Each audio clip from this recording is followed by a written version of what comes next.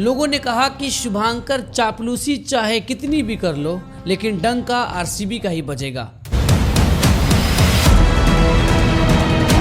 तो स्वागत है मेरे देवी एंड सज्जनों, मैं शान लेफ्टी आ गए एक बहुत जबरदस्त सी वीडियो लेकर, जिसमें हम रगड़ेंगे शुभांकर मिश्रा को। तो वीडियो की शुरुआत करते हैं, उससे पहले आप अपनी कुर्सी की पेटी बांध के रखो क्योंकि मौसम बिगड़ने वाला है।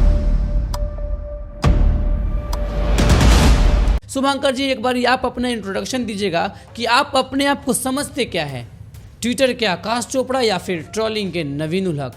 तो सबसे पहले आप ये बताओ कि भैया आपका ये मकसद सवाल करना था, लोगों को समझाना था, आरसीबी को ट्रोल करना था कि विराट कोहली को अरेस्ट करवाना था?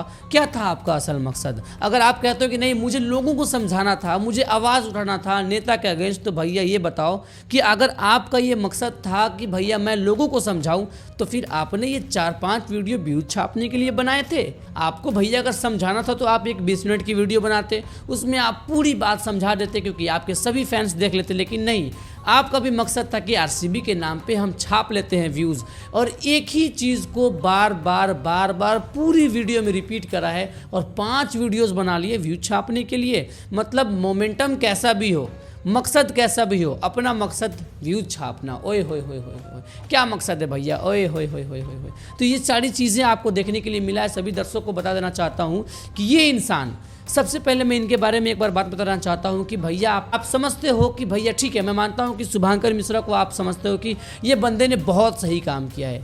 एक बार इससे आप ये बताना कि क्या शुभांकर मिश्रा ने ये बात जो कहा है और ये चीज़ जो समझाई है, क्या वो हर एक बात में सही खड़े उतरे हैं, या फिर व्यूज छापने का ये जो सवाल दागा है, विराट कोहली को आपने खड़ी खोटी सुनाई, आरसीबी टीम को आपने खड़ी खोटी सुनाई, क्या आपका मामला पंजाब से था, क्या आपका मामला मुंबई से था, या फिर आपका मामला स्पेशली आरसीबी से था, या फिर आपका मामला स्पेशली व्यूज छापने का था? सभी चीज़ों को एक बार से अगर आपके पास ये चीज़ें समझे तो आप इस बात को ज़रूर बताना और समझाना कि मामला कहाँ फंसा था। फिर भाई साहब, मुझे एक बात समझ में नहीं आता है कि आरसीबी को ट्रोल करना ये ट्रेंड है या फिर फॉलोअर्स बढ़ाने का एक नया तरीका?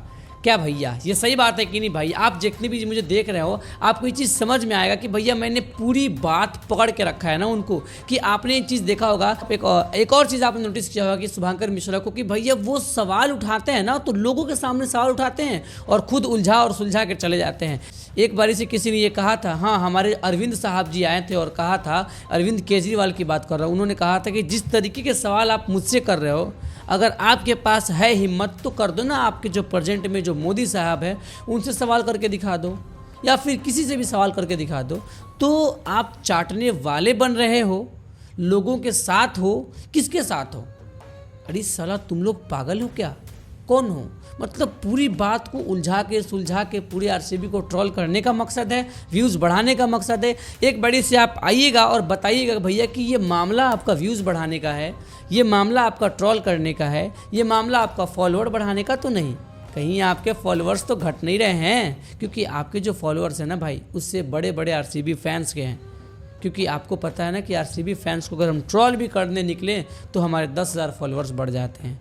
तो एक ऐसी वाहिद टीम जिसने भैया ट्रॉफी जीतने से पहले दिल जीता है, ट्रॉफी जीतने के बाद दिल जीता है। हाँ, मुझे भी दुख है इस बात का कि भैया 11 बंदे जो मरे हैं, हमारे आरसीबी फैंस के जितने भी 11 बंदे मरे हैं, उसके लिए तो हम लोगों को बहुत दुख है। लेकिन मुझे एक ये लगता है कि ये बहुत बड़ी अनहोनी थी। अगर ये चीज़ होना रहता तो इंडिया में जो T20 वर्ल्ड कप का जो इतना बड़ा परेड निकला था, वहाँ भी ये चीज़ें हो सकती है। मंदिरों में जिस तरीके से लोग भीड़ लगाते हैं, वहाँ पे भी चीज़ें हो सकती है। आरसीबी को मनहूस कहो, आरसीबी को अनलकी कहो, ये आपकी बात की बात है। आप अपना कमेंट बॉक्स में बताना कि भैया जो मैंने बातें रखी है वो इसमें कितना सही उतरा हूँ और कितना खड़ी बातें कहा हूँ, क्योंकि खड़ी बातें और सबसे कड़वी बातें ना सच ही होती है, और सच बातों के पीछे मैं अपनी ज़बान कभी पीछे नहीं खींचता। आपको मेरी बात समझ में आई हो तो भैया देख क्यों रहे हो, वो बगल में लाल वाली बटन है, दबा के रखो, खींच के रखो उसकी मीटर। और बता देना चाहता हूँ कि जब तक कि उस लाल की कलर पूरी अलग वाली ना हो जाए, उस घंटी की टनटनाहट आपके कानों में ना जाए, तब तक आप वो काम करना ना छोड़ो और नोटिफिकेशन बेल को ऑन कर लो और कमेंट में बताओ कि शान भाई मैंने पूरी बात आपको समझाई है कि नहीं समझाई है, पूरी बात आपको समझ में आया है कि नहीं आया है। मिलते हैं फिर अगले वीडियो में, जहां पर हम पकड़ेंगे गंभीर साहब को, जो कि अपनी दादागिरी अपनी पूरी चीज़ों को पकड़ के रखा है। जितने दोस्त मेरे साथ जुड़े हैं, आप एक बार से अपने दोस्तों को वो चीज़ शेयर करो और बताओ कि हाँ ये बंदा है ना अब यहाँ पे एक नया रिवॉल्यूशन लेकर आ गया है। मिलता हूँ फिर अगली वीडियो में एज यूजुअल। शान लेफ्टी, बाय बाय।